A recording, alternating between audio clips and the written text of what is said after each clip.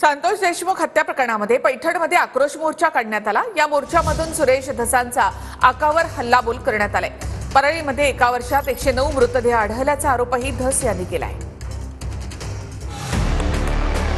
बीड हत्या प्रकरणी पैठणमध्ये मोर्चातून आका आणि त्याच्या आकावर सुरेश धसांचा जोरदार हल्लाबोल।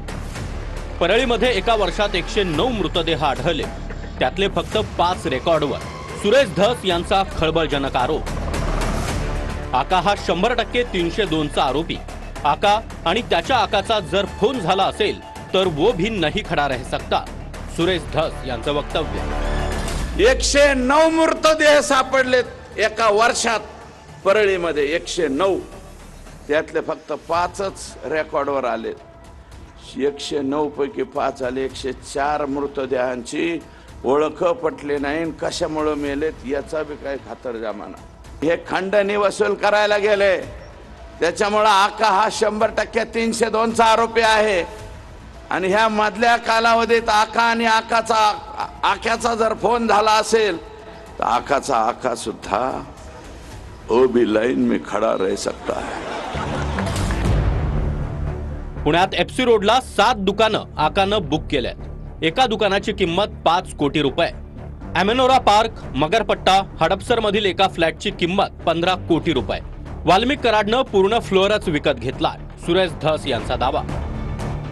एफसी रोडला वैशाली हॉटेल आहे, वैशाली हॉटेलच्या पलीकड 7 शॉप आकाने बुक केलेत। 7 एका शॉपची किंमत आहे 5 कोटी रुपये। आणि 608 विष्णू चाटे ची बहीण सोनवणे यांच्या नावावर आहे। अमिनोरा पार्क, अँड्रोना टावर, मगरपट्टा, हडपसर इथं एक फ्लॅटची किंमत आहे 15 करोड रुपये, 15 कोटी।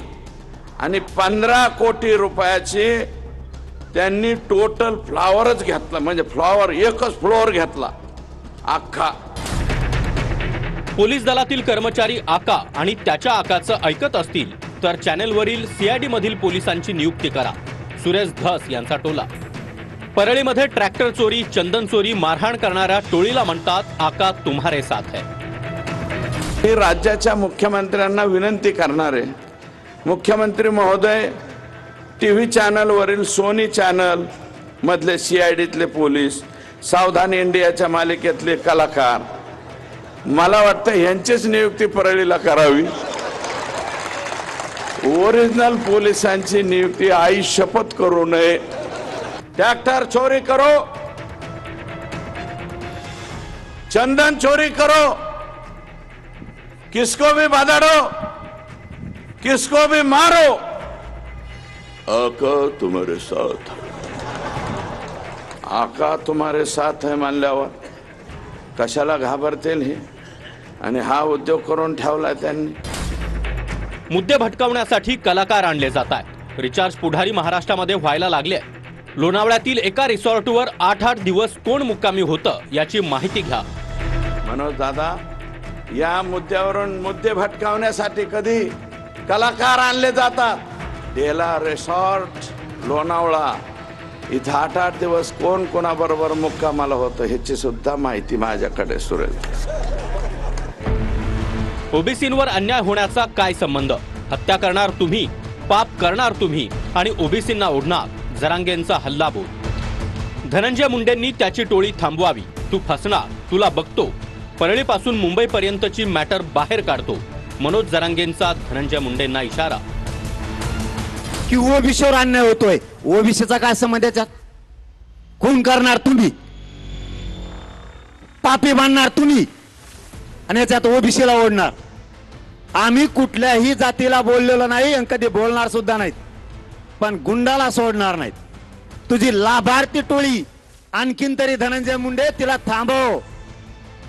तू खोलात चाललाय, तू फसत चाललाय, तू फसणार आहे।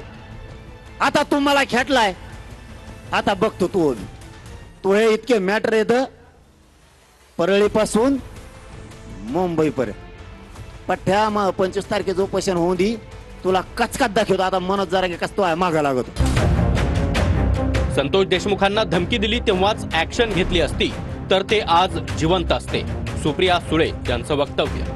2 दिवस जेव्हा धमकी दिली, 2 दिवस तेव्हा जर पोलिसने ऍक्शन घेतली असती तर कदाचित संतोष भाऊंची हत्या झाली नसती. आणि 6 महिने हे जर एक्स्टॉर्शन वर PMLA जर ऍक्शन घेतली असती तर कदाचित अवधा कंपनीच्या पुढे एक्स्टॉर्शनचा इश्यूच राहिला नसता. अनिल देशमुख, नवाब मलिक, संजय राऊतांना ऐक्यू गोष्टीवर जेलमध्ये टाकलं. वाल्मिक कराडांना वेगळा कायदा का? सुप्रिया सुळेंचा सवाल. अनिल देशमुख, संजय राऊत, नवाब मलिक यांना IQ गोष्टींवर त्यांच्यावर आरोप झाले, ईडीची केस झाली, त्यांना अटक झाली. त्याच्यामुळे अनिल देशमुख, संजय राऊत, नवाब मलिक यांना या देशात एक कायदा आणि वाल्मिक कराडांना एक कायदा, असं का? धनंजय मुंडेंचा राजीनामा घेण्याची अजितदादा आणि फडणवीसांची हिंमत नाही. संजय राऊतांचा हल्लाबोल. धनंजय मुंडे यांच्या राजीनाम्यासाठी सर्व स्तरावर दबाव आहे, आक्रोश आहे. अजित पवारांची हिंमत नाही आणि देवेंद्र फडणवीस यांची हिंमत नाही. कारण ही संतोष देशमुख यांचा खून, सोमवंशी सूर्यवंशी याचा खून हे एक फार मोठं षडयंत्र आणि कारस्थान होतं. परळी मला आफ्रिकेत वाटायला लागलं. आता ज्या ज्या स्टोरीज येतात ना ते आफ्रिकेत वाटायला लागलं मला. आम्ही कुठेही म्हटलेलं नाही त्यांनी खून केला धनंजय मुंडे असं म्हटलंय का आम्ही? ऑन रेकॉर्ड कुठे आहे का तुमच्याकडे? अहो त्यांच्याच पक्षातल्या आमदारांनी मागणी केली ना राजीनामा घ्या म्हणून, आम्ही नाही केली ना.